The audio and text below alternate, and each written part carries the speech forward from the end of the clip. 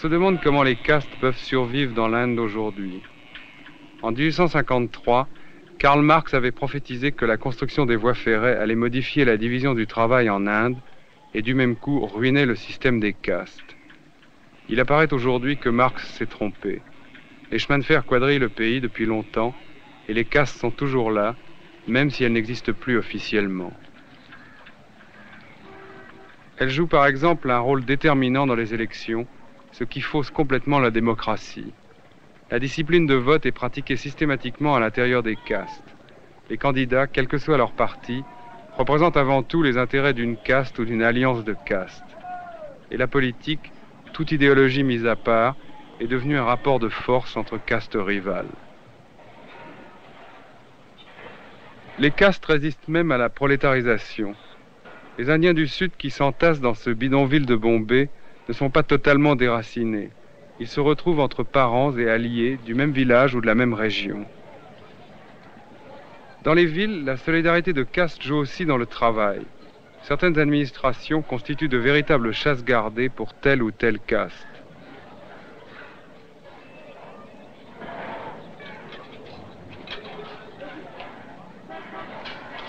Ainsi, dans l'Inde moderne, les castes, au lieu de disparaître, deviennent des blocs rigides, autonomes, qui ne sont plus dépendants entre eux, mais rivaux et concurrents. La hiérarchie subsiste, mais dénuée de sa relation traditionnelle, elle devient une forme pure et simple d'oppression économique.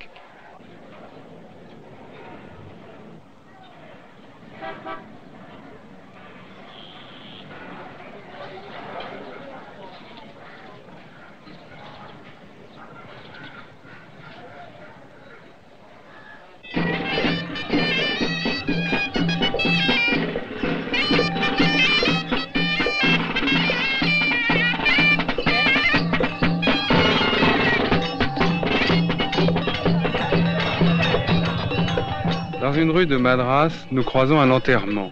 Les musiciens jouent Malbrou s'en va en guerre.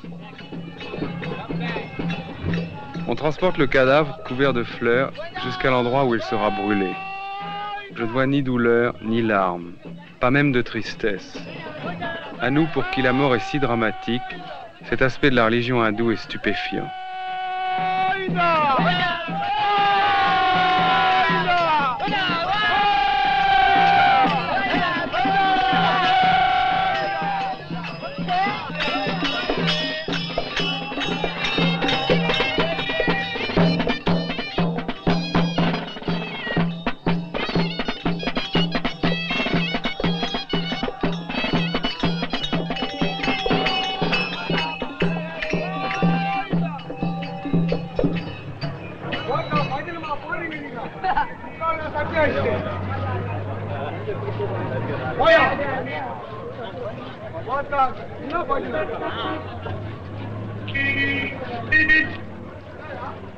On prépare le bûcher et le frère aîné va accomplir le rituel assisté d'un prêtre.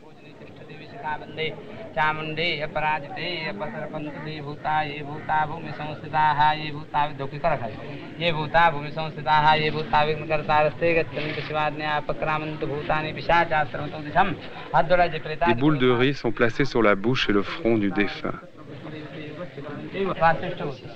La mort n'est ni une fin, ni même une rupture. On vit, on meurt, et puis on renaît une nouvelle fois et encore d'autres fois. C'est une chaîne ininterrompue. Chaque vie est jugée et le verdict est dans la prochaine vie. Si vous naissez intouchable, c'est votre faute. C'est parce qu'au cours d'une vie antérieure, vous avez démérité gravement. On imagine l'efficacité sociale du système.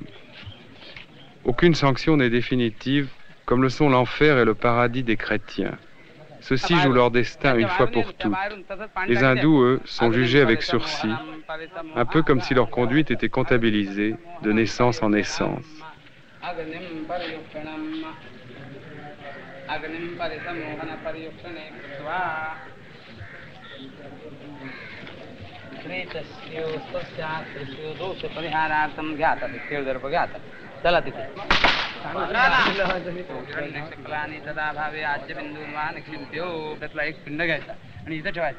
Ayodhya मथुरा माया काशी कांची वंतिका शिरोदेशी पाणी द्यायचं शिरोदेशी ललाटे हृदये चैतिष्ठवदुसरा यत्र गंगा च यमुना यत्र प्राची सरस्वती यत्र सोमेश्वरो देवस्तत्र मामृतं कृते इंद्रायेन्दो परिस्रवा दो ये about that.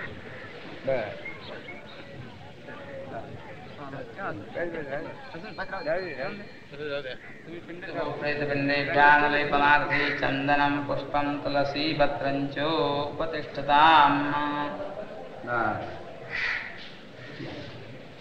सिद्धो प्रेतपिण्डेभ्यः अनुलेपनार्थे गोपी चन्दनं. Cette cérémonie de propitiation a lieu dans les jours qui suivent le décès. Le mort se trouve encore dans les environs de la terre. Il faut le libérer de ses dernières attaches avec le corps qu'il vient d'abandonner.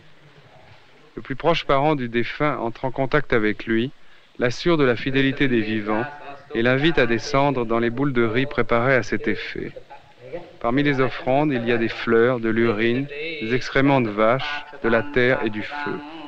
Quand tout sera fini, on donnera les boules de riz à manger aux vaches, l'animal sacré. Le prêtre invoque alternativement les dieux et les démons, ce qui explique pourquoi l'officiant change constamment d'épaule le cordon sacré.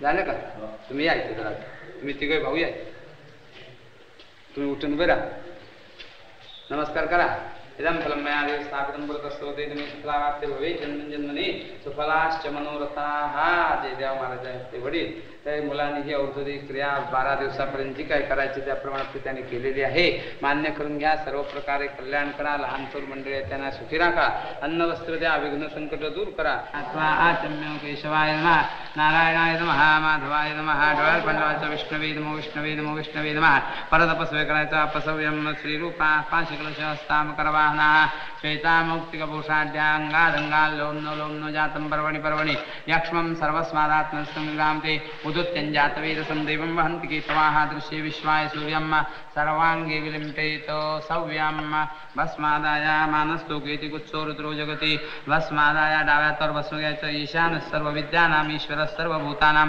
पाण्यात घालायचं दोन्ही हाताने हे बघा सगळ्यात हां ईशान सगळ्याचं आणि इथे इथे इथे लावायचं दोन्ही हाताने आम्ही भस्म लावतो ईशान सर्व विद्यानाम ईश्वर सर्वभूतानां ब्रह्माधिपतिर ब्रह्मणोधिपतिर हां ठेवायचं ठेवीत चलायचं पुढे